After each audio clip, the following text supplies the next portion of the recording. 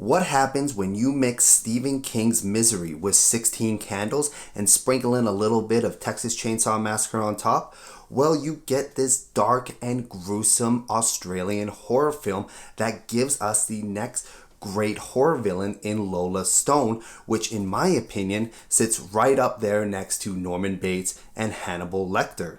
So blow on your party whistle and put on your dancing shoes, because today I will be reviewing this 2009 Australian indie horror film, The Loved Ones.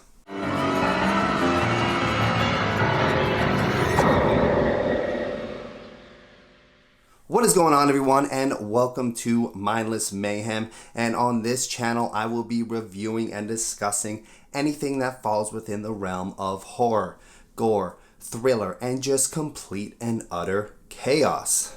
My name is Dave Lyons, and today on this episode I will be reviewing the movie The Loved Ones, a film that I believe most people probably haven't seen because it is quite hard to find, but I suggest everyone see if you are a fan of the horror films that fall in the realm of Saw, Hostel, or The Collector. This sadistic coming-of-age torture porn takes the aesthetic of your typical 2000s high school teen movie and flips it on its head, and delivers a savage and depressing horror film from start to finish.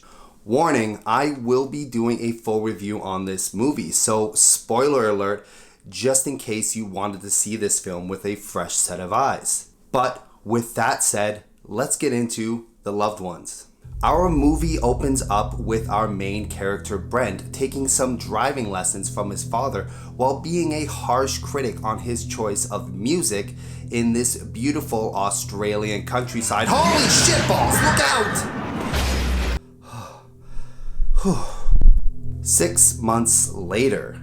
Now we find Brent at school looking like he is at the end of his rope, still suffering from the pain and guilt after the loss of his father, while his buddy Jamie, the comic relief of this picture, tries to convince him to go to the upcoming prom that evening. But all Brent wants to do is just smoke and hang out.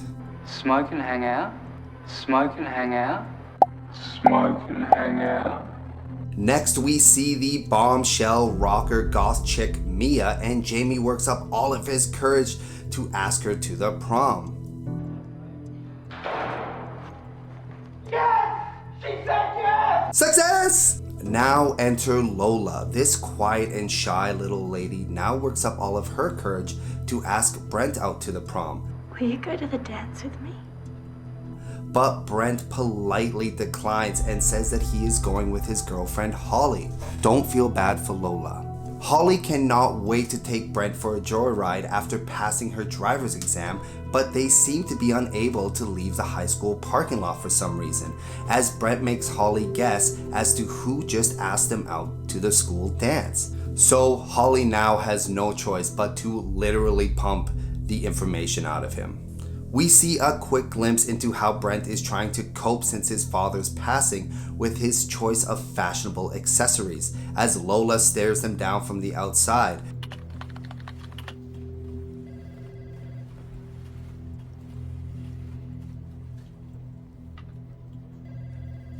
Holly drops off Brent, concerned that his mother may not be pleased that she now has the ability to drive him, as Brent explains that she will just have to deal with it.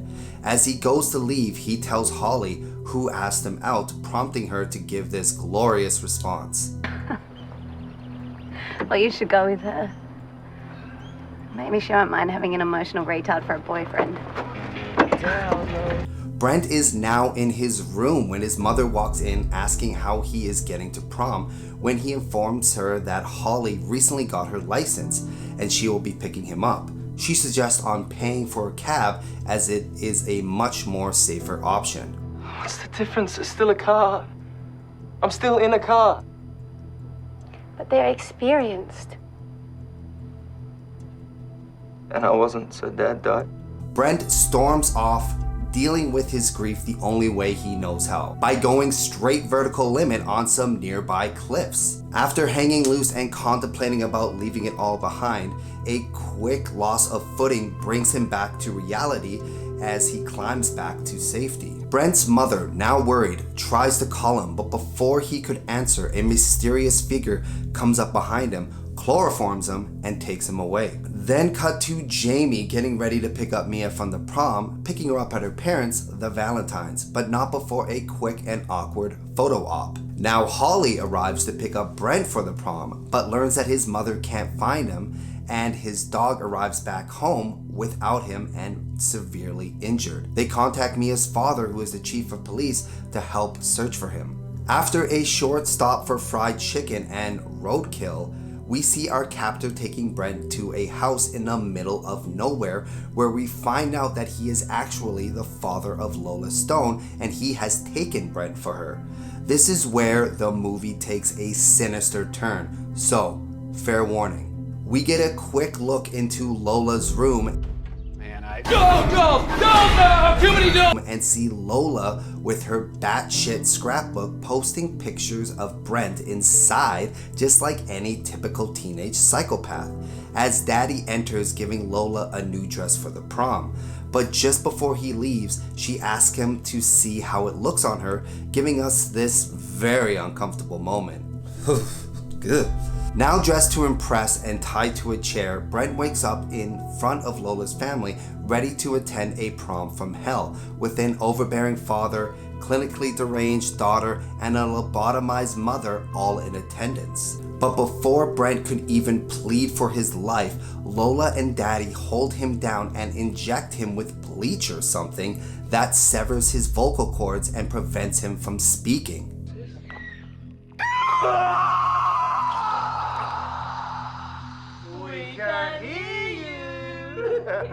Now only able to make a horrific gargling sound, they all get ready for yet another prom photo op. Jamie's awkward photo pics ain't looking too bad right about now.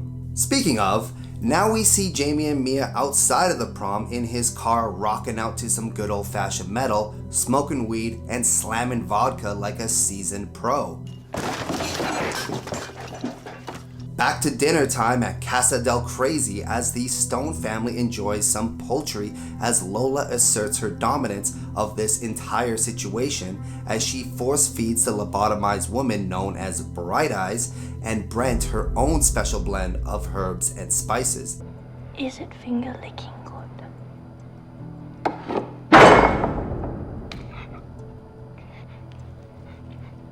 After Brent murmurs that he needs to go number one, Lola takes matters into her own hands, literally, and assists Brent's request.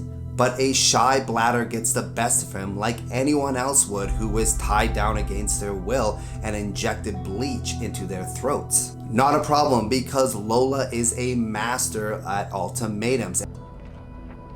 You've got 10 seconds to go or Daddy's gonna nail it to the chair. And after a countdown that felt like forever, Brent is finally able to relieve himself and is now able to focus and get ready to make a daring escape. A quick game of hide and seek leads to Daddy chasing Brent up a tree, where Lola joins in on the fun with a new game of rock dodge. Tag! Your turn, Brent! Ouch! Ooh, never mind. Out cold and bound tighter by Daddy. Sorry, that's his name in the credits, so I honestly don't know what else to call him. Hello, Daddy? Yes, Daddy. No, Daddy. Daddy. The Stones make some necessary insurances and hammer down knives into Brent's feet. God damn, that sound! Ugh.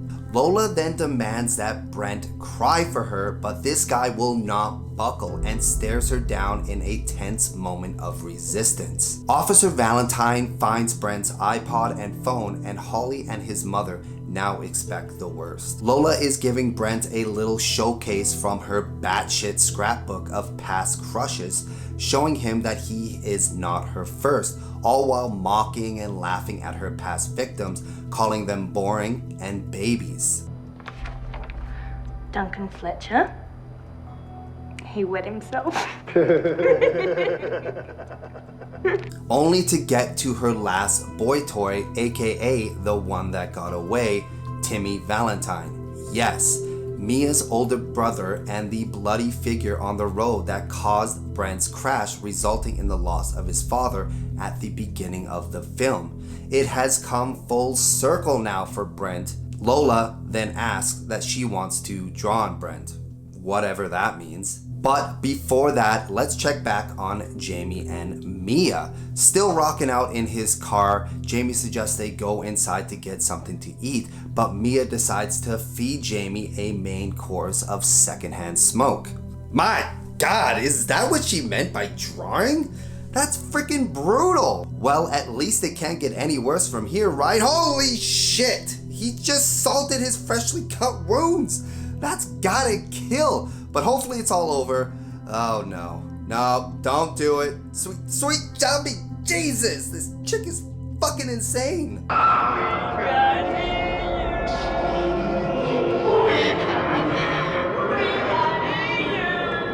We then get a heartbreaking scene where we see Holly finding a card in Brent's room, written out to her that reads somewhat like a goodbye note, as her and his mother now come to the conclusion that he may have taken his own life, while Jamie finally convinces Mia to head into the prom.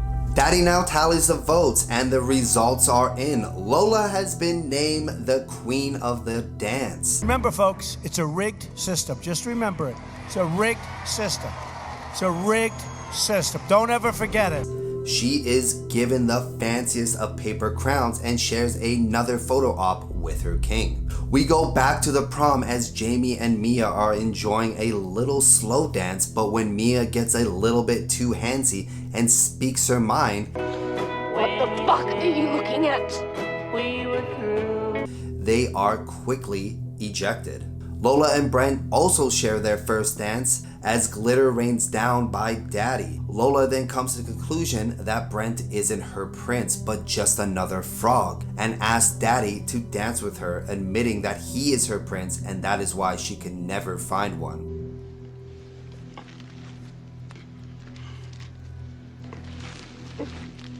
Brent fishes his razor blade necklace from his back pocket onto a chair just in time to break up this very uncomfortable moment. Thank God. Officer Valentine drops Holly off back at her place and asks if she remembers anything to call him and that he will stop at nothing to find him, no matter what.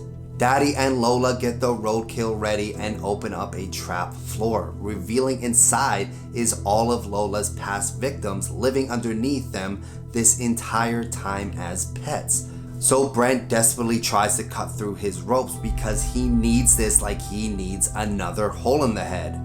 Well, speaking of, it is time for some carpentry work on Brent's skull as Lola grabs a drill to drive in deep to start a homemade lobotomy and make him her new pet. This scene is twisted and brutal and just shows how clearly insane Lola actually is, as we get a quick flash of Brent's loved ones as he comes to grips that this may actually be the end. Lola goes to pour the hot water inside the hole to boil his brain, but realizes that the hole is too small. But not to worry, as Daddy is here and ready to ream the opening for his princess. The sound of the drills grinding against his skull, mixed with the sound of Brent's gargling screams and the visual of the smoke coming off the drill, is just gruesome, and honestly it was almost a bit too much for me to take upon the first viewing. But during all of this, Brent never loses focus and cuts out of his bindings and lashes Daddy in the face with his razor blade and goes straight John Wick on all their asses, ripping the knives out of his feet and whipping the drill at Daddy's face and stabbing him several times in the neck while serving Lola a couple well-deserved knuckle sandwiches, then pushing Daddy into the basement to be fed on by the creatures below. But Brent forgot the second rule, as Lola grabs a hold of him and throws him down into the basement as well and traps him inside to fight off the creatures alone in the dark. Now with what seemed like her only anchor of sanity gone, Lola has now finally and fully gone off the deep end. Jamie returns Mia back home and is quick to come up with a brilliant answer to her current condition. Must have danced her off her feet. Motherfucker don't miss. No, he's fucking good. That motherfucker don't miss, man. He's good. Brent kills the creatures, Lola kills Bright Eyes, Mia blames her father for not being able to find her brother, and Holly remembers Brent's last words, that Lola Stone asked him out to the dance. She calls Officer Valentine with this info and he rushes to investigate. After arriving, he sees the horrific scene inside and breaks in. Brent tries to grab his attention below. The officer opens the door to find him trapped inside, but before he could rescue him, Lola sneaks up behind him and foils his plans for escape. Hold on, kids! I'm coming to rescue the lot of you! Ow! Ugh, I'm bad at this. Brent grabs his gun and unloads every single shot available into that damn disco ball. Listen, I hate disco balls too, but I think that was just a little bit of an overreaction. Now all out of bullet, Lola tells Brent, I'm going to your house now. I'm going to stab your mummy in the neck, just like you did to my daddy.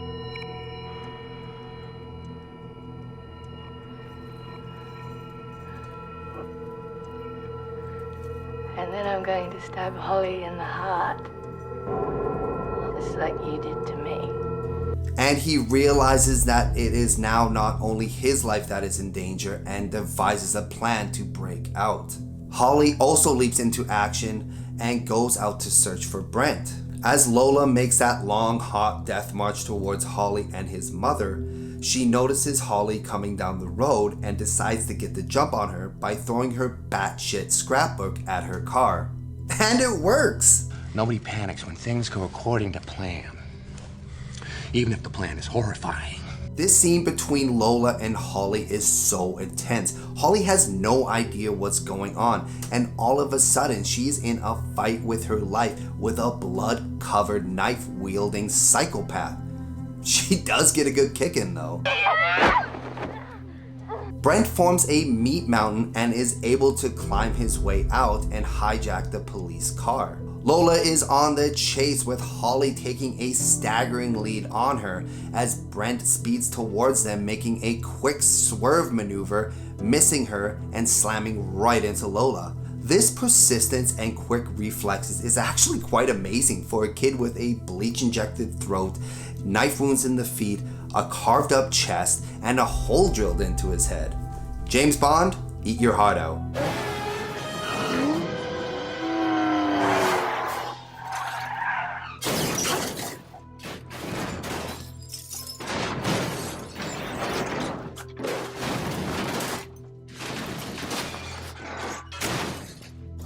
Holly and Brent are finally reunited, but don't count this crazy bitch Lola out just yet as she zombie crawls towards them, determined to finish what she started. But Brent remembers the second rule and double taps her ass.